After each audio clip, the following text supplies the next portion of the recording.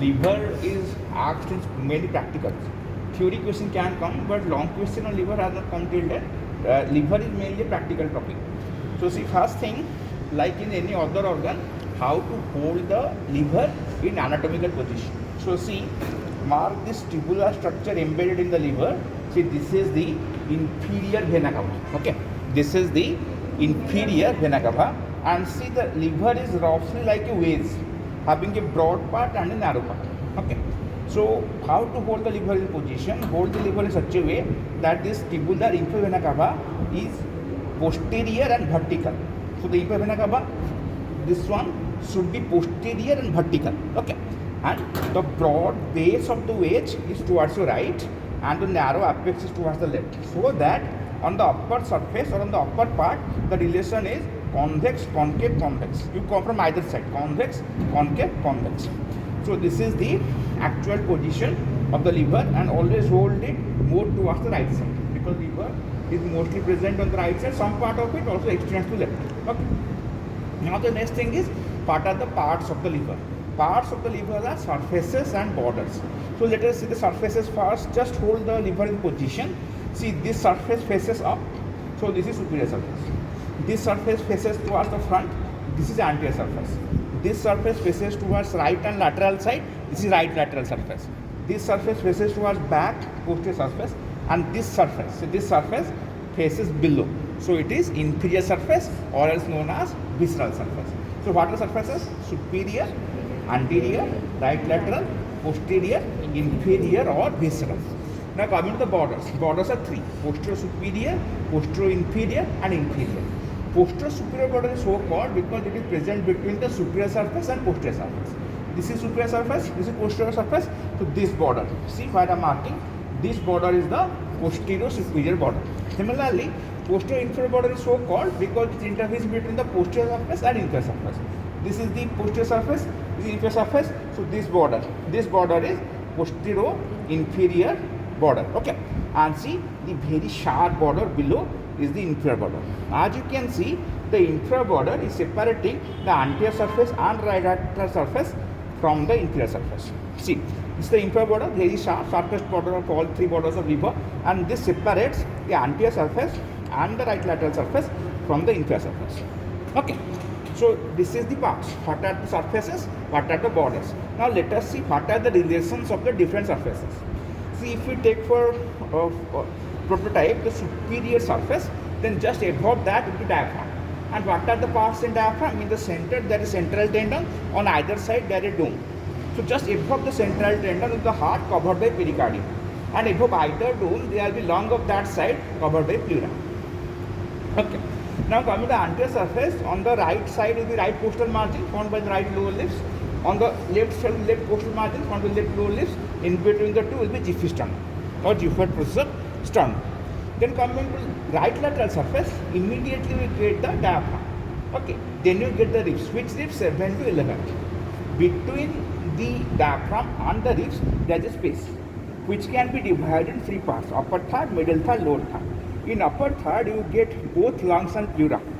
In the middle third there is only pleura, no lungs. In the lower third there is no pleura, no lungs. Okay, that is relation of the right lateral surface. Now coming to the two important surfaces, this is posterior surface where you get many important features. For the posterior surface, we start from the right and go to left. See, this triangular area is called D bare area of liver because it is without peritoneal covering. What they ask in the exam is what are the boundaries of this D bare area. Okay, see this triangular, the base is formed by the inferior vena cava. Okay. At the apex, there is a ligament known as right triangular ligament that extends from the right lobe to the diaphragm above. In the upper part, there is superior lateral coronal ligament that is reflected from the liver to diaphragm.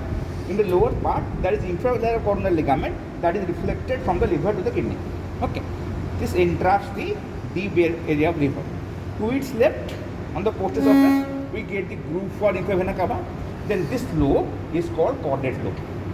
This lobe is called caudate lobe, and then there is a fissure. This fissure is for ligamentum venosum. This fissure is for ligamentum venosum. Even you can mark the ligamentum venosum here. See, now like a very thin membrane is present. Okay, so this is the ligamentum venosum embedded in the fissure for ligamentum venosum. They usually ask, it is a remnant of which structure?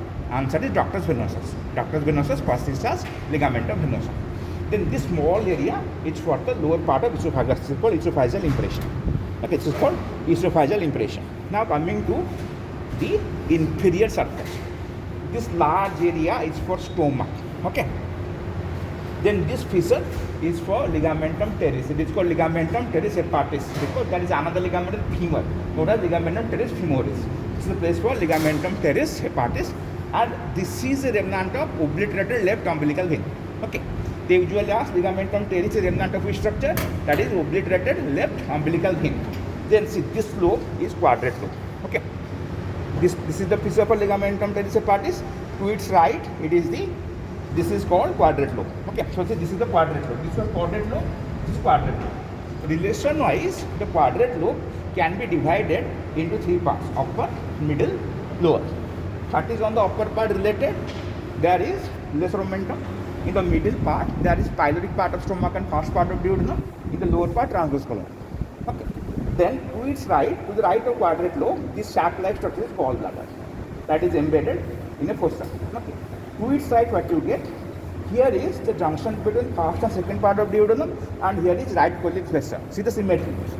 Here is esophagus. That is followed by the stomach. That is followed by, in the middle part of the quadrate lobe, by the pyloric part of stomach and first part of duodenum. Next to its side, here we get the junction between first and second part of duodenum. Why we only get the junction and the second part? Because second part is vertical. Okay. Then here what your transverse colon, here is its continuation, right colic flexure. Okay. Then see, this is the area for the right kidney, and above that area for right suprarenal or adrenal gland. Okay. Apart from that, mark this area very important. What I have probed with the portion. Okay. See, this is called porta hepatis. This is called porta hepatis. They usually probe this area very commonly and ask what passes through it. Duct, artery, vein. Hepatic duct, hepatic artery, and portal vein. Okay, hepatic duct, hepatic artery, and portal vein. Don't call here the duct bile duct. That is not presented. Hepatic duct, hepatic artery, hepatic vein, and what relation from before backwards is duct, artery, vein. DAV. Okay, or anterior to posterior, duct, artery, vein, DAV. And see, this portion of the liver is called tuberomental. Okay, it faces towards the tuberomental of pancreas. Okay. Now another thing which can be tied here is this gallbladder. If they tie the gallbladder, they ask some side questions. First is, what is its capacity or volume? That is 30 to 50 milliliters. Okay. Then what are the parts? See, this rounded part is called fundus. That is followed by the body, and here is the neck. So what are the parts of the gallbladder? Fundus, body, neck.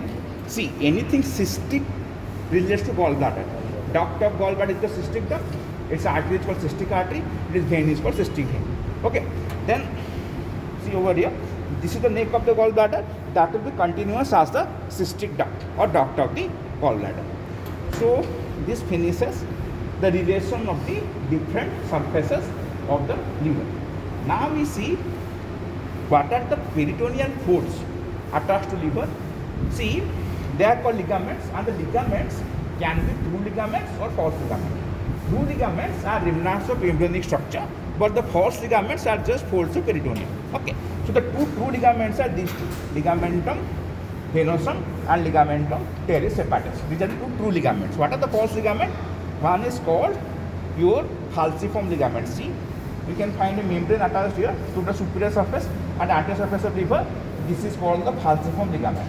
This is one of the false ligaments, and it extends from the liver to the diaphragm above and to the anteroabdominal wall in front. Okay, so on the liver, what is the attachment of falciform ligament? On the superior surface and on the anterior surface. What is the other end attached? Where the other end attached? Anteriorly to the abdominal wall, superiorly to the diaphragm. Okay. Then the next ligament is lesser omentum.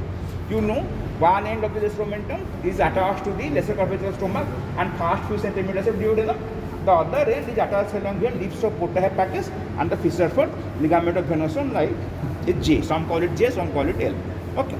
Next thing is right triangular ligament that extends from the right lobe of the liver to the diaphragm. Next is left triangular. See, these remnants you see, they represent left triangular ligament which connects the left lobe of the liver to the diaphragm. And then there is coronal ligament, which has got two layers. Superior layer is reflected from the liver to diaphragm, inferior layer is reflected from the liver to the kidney. Okay, these are the false ligaments of the liver. Okay, now coming to the lobes of the liver. See, the lobes can be right and left lobe and quadrate lobe, quadrate lobe. There can be an inconstant lobe known as radial lobe, that is attached to the, that is a tongue-like projection attached to the inferior border of liver on the right side. But that is not always present. You won't get radial to radial.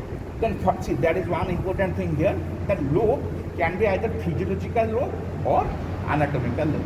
So how to divide the liver into anatomical lobe? Join a line by make a line by joining the falciform ligament, ligamentum venosum and ligamentum teres hepatis. This is the demarcation between anatomical right lobe and anatomical left lobe. Then how to divide the liver into physiological right and left lobe? Join the fossa for gallbladder with the groove for inferior vena cava. That is called the cholecystrovena cava line. Okay, that divides the liver into physiological right lobe and physiological left lobe. See, anatomical means it is like, see, if you join the three ligaments, falciform, ligamentum venosum, ligamentum teres, you get the division of anatomical right and left lobe. Okay, but physiology has got everything to do with function. Anatomical right lobe are not the functional lobes. What happens, you see, for the hepatic duct, there is right hepatic duct, there is left hepatic duct. For the hepatic artery, right branch, left branch. For the portal vein, there is right branch and left branch. So the right branch of all the structure is for the right physiological lobe, and the left branch for all the structure is for the left physiological lobe. So these are functional and more important. And this division of the duct, artery or vein into right and left is drawn on the basis of physiological lobe. Okay, that is of functional importance.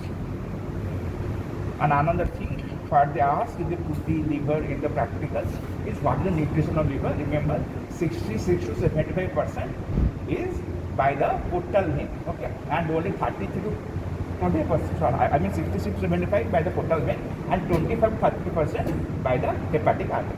Okay. So main source of nutrition is the portal vein. And what they can ask in the liver in the practical, very commonly proved structure is this one, porta hepatis, and that's what passes through it. Or they can try the gallbladder and ask, oh, what is its capacity, what are the parts, or what is the artery, vein and duct wall. Apart from that, they may probe the quadrate lobe or the quadrate lobe.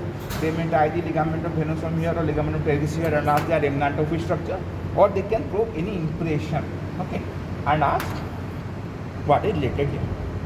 So this is the practical. Rest is theory that we cover together. So I'll for the remaining students, and those who are sick can